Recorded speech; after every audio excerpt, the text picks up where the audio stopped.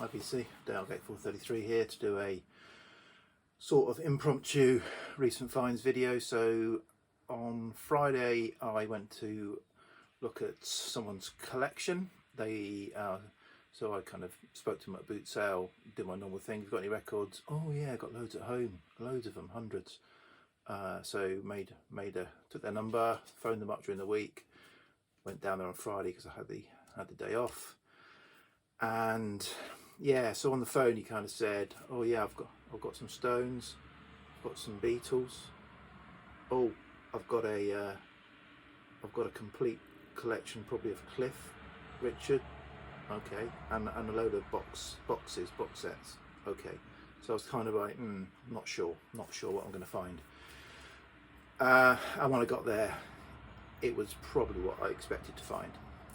So yeah, there were probably 500 or 600 albums, 500 or 600 singles. So I ploughed through them, and at the end of the day I think I got 26 albums and a dozen or so singles, having gone through everything. So yeah, so on what I'll be able to do, I did buy most of the Beatles because they were early pressings, but they were pretty beat up, so I've kind of cleaned them up and sort of tested them a bit and kind of think they're sort of like fair or good plus, and I might get my money back on that. So essentially what I've got here is free, but you know, I was thinking about someone's going to say, oh, you're ripping the guy off, but what I haven't factored in, I do this as a hobby, so what I've got here might be worth a bit of money, not a massive amount of money, but it was a half-hour drive each way. I was there for an hour and a half. I spent 2 or 3 hours cleaning them up. I've spent an hour listening on Discogs. So I've put 6 hours labour into this, which if I was doing this as a business, to be honest, I wouldn't have even looked through their records. I'd have turned up, said, sorry mate, it's not worth my while if I was doing this as a business. So, but because I'm doing as a hobby, my labour it's a labour of love.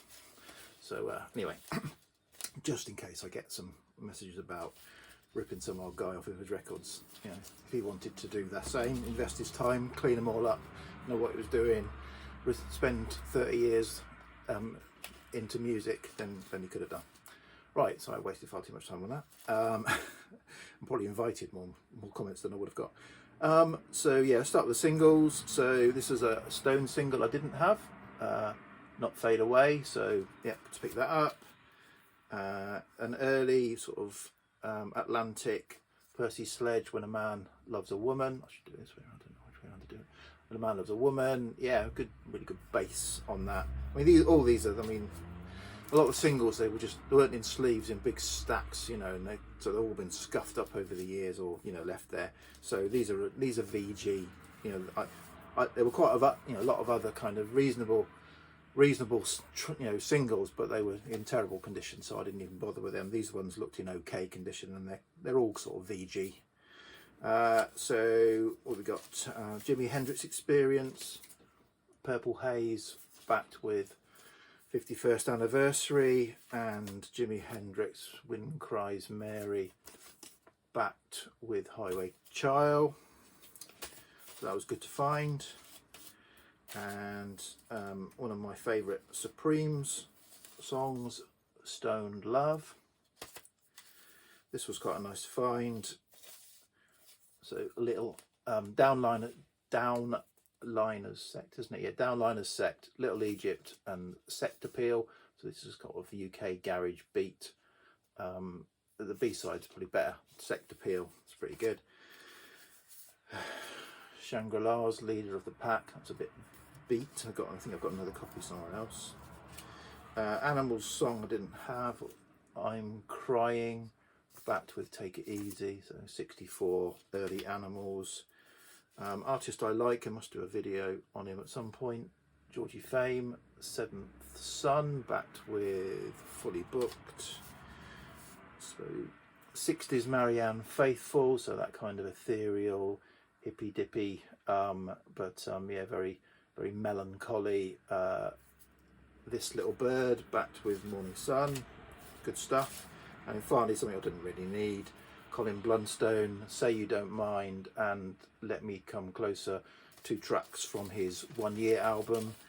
I'll keep bigging up that album, 1 Year. If you like the Zombies, Odyssey and Oracle, you must listen to Colin Blunstone's 71 album, 1 Year. It's more of the same, of that kind of Baroque pop. It's been reissued on Sundays as a double with a disc of outtakes and other things, so I'll be looking to get that, but Sundays are quite hard to get hold of here in the UK. Right, so onto the albums, and because often when you're in a collection, it's a case of you kind of like, well, yeah, go on, yeah, I'll chuck that on the pile.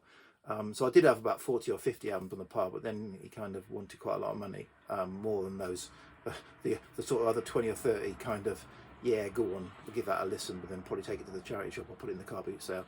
And he kind of like says he wanted a certain amount of money, so I thought, well, it's not worth it actually, so I took them all off again, just said, no, you can keep them. But I ended up with a few things that I say I wouldn't have bought, but when you're there, and these probably go in order of interest. So to start off with, as I say, just a few, chuck it in. So he had that full collection of Cliff records. So here's Cliff's debut on the Columbia. You know, covers in quite nice condition. It's on the Columbia Green, 1959, 60 odd years old. Lots and lots of hairlines on it, but you know, put the mono switch on, stick it on, plays fine. Bit of early English rock and roll. And another one I just picked up for the hell of it, because it's got a few slightly better songs on it. But Cliff's hit album, that's on the Columbia, nice Columbia label. Yeah, this is another thing I just chucked in at random, and then when I was logging it on Discogs, it actually goes for a bit of money. So this is ABBA, the Best of ABBA box, Reader's Digest. It even comes with a certificate of quality, guarantee of quality. So what this is this is it's their albums up to, not including Visitors, all jumbled up on 5 record set, including there's some singles, B-sides and all sorts on here. I was logging this on Discogs, and it goes for 30 or 40 pounds, and I thought, what on earth? And then I kind of read some of the comments down below, and they said, oh yeah, the best sounding ABBA you can get hold of. Apparently, you know, when they pressed this for Reader's Digest, they must have pressed it better than the original. What were they? Epic? Were they on Epic? Or MC? I can't remember what they were on originally. But yeah, you know, ABBA albums were never fantastically sort of pressed or fantastically audiophile quality. So apparently this is the best sounding ABBA you can get. I didn't even know that. Okay, so album that interested me, an album I would pick up if I saw it at a record fair, if the price was right. The Supremes, Where Did Our Love Go? This is a US stereo, original 64. This, unfortunately, the cover is trashed, and even the inner sleeve is trash. I'm just keeping that because it's got some nice pictures of records on it. But yeah, and we don't see this very often. So this is one, you know, this is a good Supremes album. I think the man's wife must have loved Diana Ross and the Supremes, because there were 30 odd at least Diana Ross and the Supremes album, most of them just sort of compilation albums. But yeah, this is on the Motown album label. So yeah, which I also didn't think this label looks like it should be. It's an 80s style. It doesn't look like of the time. The UK sort of black and silver always looks a bit more authentic for the time period. But so yeah, everyone says, oh yeah, cover was trash, but the record was mint. Well, cover was trash, the record was pretty trashed as well. But it plays through, no skips. And I played this while I was cleaning records, and yeah, it plays through fine. You know, and until I find a better copy, it's okay. Again, this is another random onto the pile. Toyah Warrior Rock, Toyah on Tour, double album 82. Actually, so again, I kind of test played a couple of tracks of this. It's better than I expected. I haven't obviously listened to it yet, but when it seemed to me, as what I thought is, oh, Toyah actually suits the live environment probably more than the studio environment, and yeah, this came across quite well. So I wonder don't know what it will sound like when I play it all the way through. A budget comp Kinks, well-respected Kinks. Vinyl looked virtually unplayed, so I thought I'd throw that on the pile, and then left it on the pile.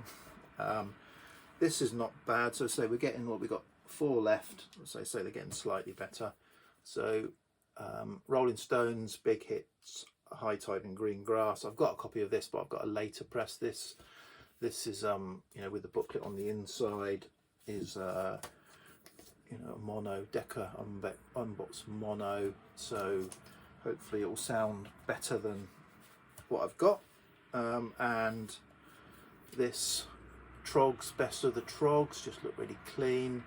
Vinyl didn't look too bad. It's got a few light marks on it, but it's again, it's a mono, page 1, so hopefully it'll be bulletproof like a lot of these 60s presses are. So yeah, looking forward to that. And then an album I've been after for years, trying to get an original UK. I've got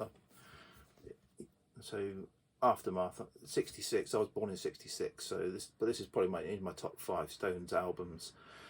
Anyway, this is my 4th attempt at getting decent original. I've got the Rolling Stones in mono box set, so I've got a reissue of this. But yeah, I've had one. I made a schoolboy error where the wrong record was in it, but it didn't cost me much. And I happened to have a cover for that other Stones record, Out of Our Heads, I think it was, so that was okay.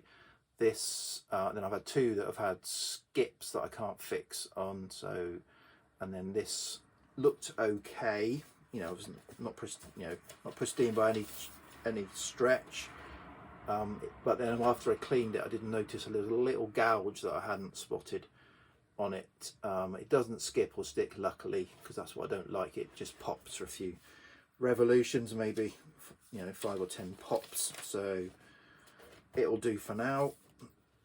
I'm going to continue on my quest for finding a copy of this at a car boot sale. I could just bite the bullet and buy it from a record fair. It's not rare, but and then finally the kind of surprise, not a grail or anything, but a surprise, a bit of a diamond in the rough, was to find this. Messages from Status Quo. This is an original US press on Cadet Concept label.